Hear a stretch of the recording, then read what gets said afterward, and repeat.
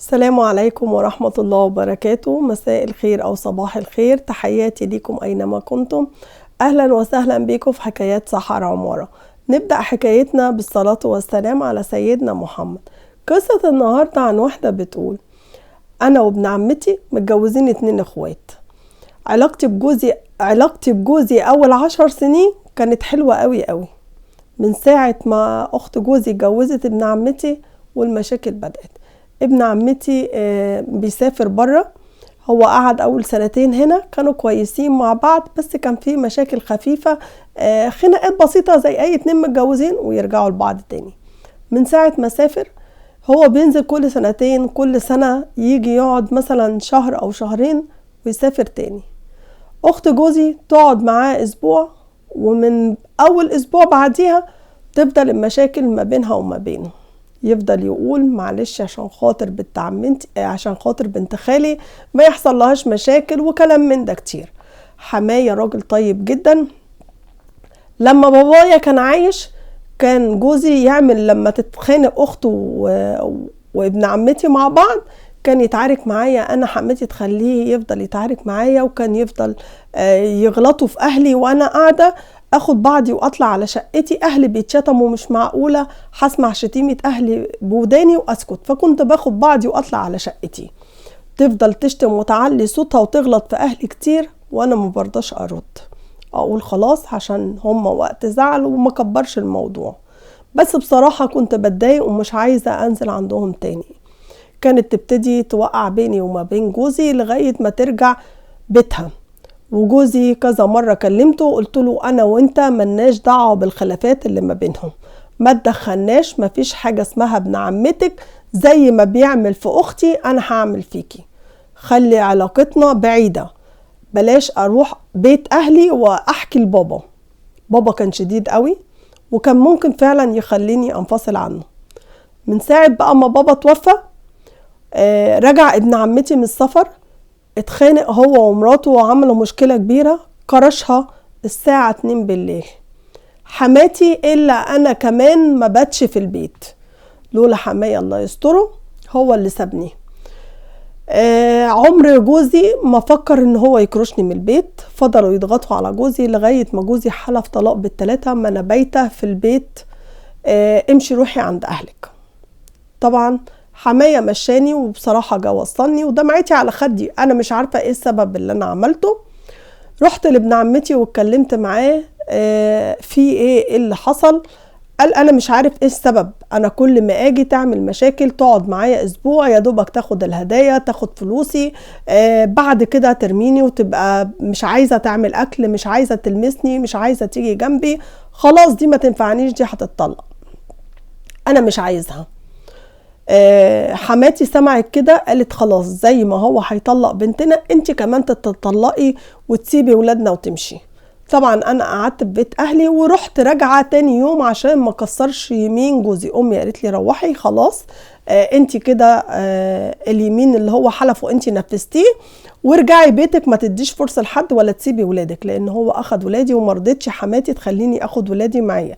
يمكن لو اخدت ولادي كنت ممكن ما ارجعش، بس انا رجعت عشان خاطر ولادي. مسافة ما شافوني داخله البيت وهم طبعا فاتحين الباب وحماية قاعد، فانا طبعا متربية عمري ما شفت حماية. رحت السلام عليكم، ورحت طالعة ازيك يا بابا، ورحت طالعة اصلك مش عارفة ايه. فضلوا يشتموا فيا ويقولوا عليا ان انا ما عنديش كرامة وان انا مش ست. رحت بصراحة لفة ونزله لهم تاني، قلت لهم: انا عشان ست ومحترمة بحافظ على بيتي وبحافظ على جوزي وولادي، الدور والباقي على كل شوية مطفشة جوزها ومش عايزة تقعد معاه وجاية عايزة تخرب بيتي انا. راح حماية قال لي: اطلعي. كانت حماتي لطشتني لما قلت الكلمتين دول بالقلم، واللي اخته جابتني من الطرحة، ما لحقتش تضربني. حماية راح زقها. طبعا حماية ملهوش، مش هقول ملهوش كلمة او راجل ضعيف، طيب جدا جدا.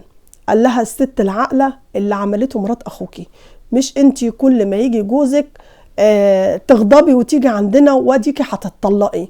راحت حماتي مزعقة: انت واقف معاها، انت جاي على بنتك، هي بنتي ملهاش سند ملهاش ظهر في جاي جوزي. حسيت بنظرات الفرحة على جوزي وانا واقفة على الباب وهو طالع على السلم اول ما شافني، بس طبعا على وشي تعابير الشر كله وضربها ليا بالقلم وحماية بيطلعني على فوق. في ايه في ايه؟ قالت له اللي ما عندهاش دم جايه تشتمنا في بيتنا وجايه تهين اختك وتقول على اختك كلام مش كويس. طبعا انا ما كنتش قلت حاجه وطلعت على شقتي جري عشان جوزي مش فاهم حاجه وممكن الموقف يتصاعد اكتر من اللي هو فيه. طلعت فوق شقتي، ابوه قال له ما فيش حاجه يا ابني وما حصلش حاجه، زي ما بيقول له هم كذابين، بس مش قادر يقولها لهم بطريقه مباشره.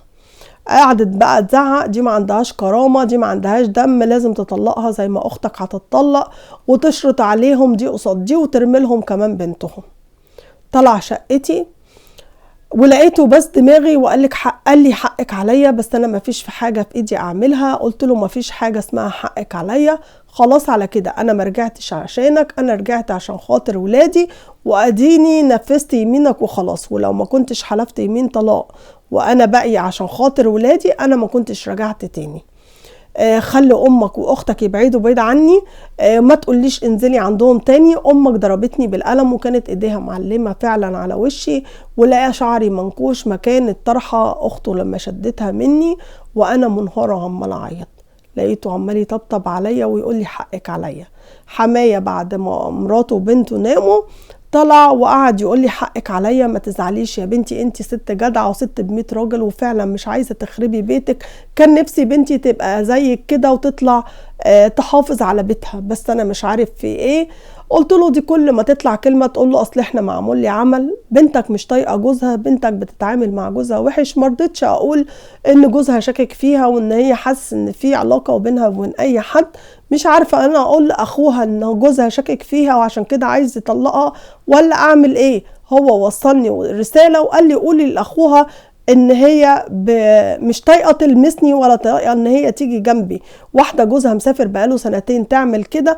انا مش عارفه اقول لجوزي ولا اتصرف ازاي، وهي جوزها عايز يطلقها وانا كمان هكون متطلقه قبليها. مش عارفه اتصرف ازاي ولا عارفه انفصل عنهم نهائيا.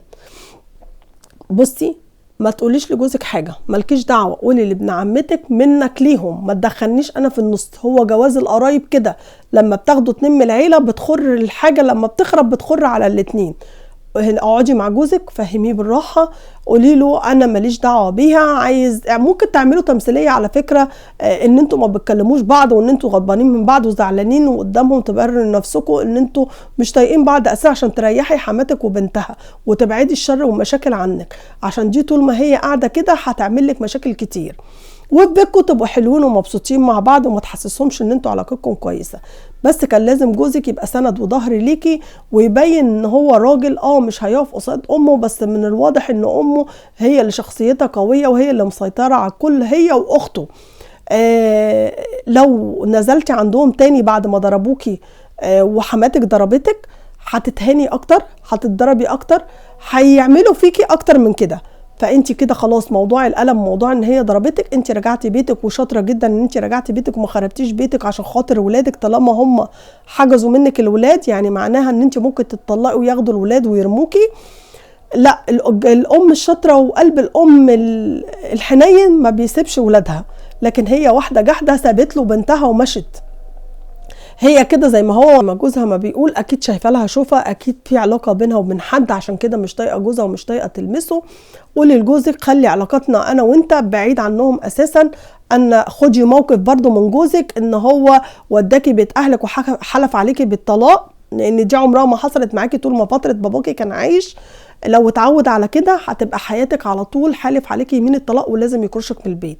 فلازم تاخدي موقف في النقطه دي بالذات عشان ما يعملهاش تاني ويكررها تاني، ولازم تحاسبيه على اللي هو عمله، بس ما بينك وما بينه.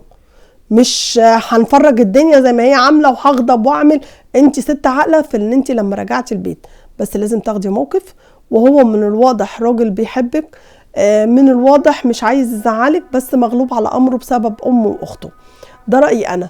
شوفي رأي الناس في الكومنتات هتقولك ايه، وما تتدخليش بين ابن عمتك ومراته، وقولوا لهم انا ماليش دعوة ولا علاقة بالموضوع ده نهائيا، ما تدخلونيش، خلي حياتي منفصلة عن حياتكم. قصتنا وحكايتنا النهاردة، سلام عليكم.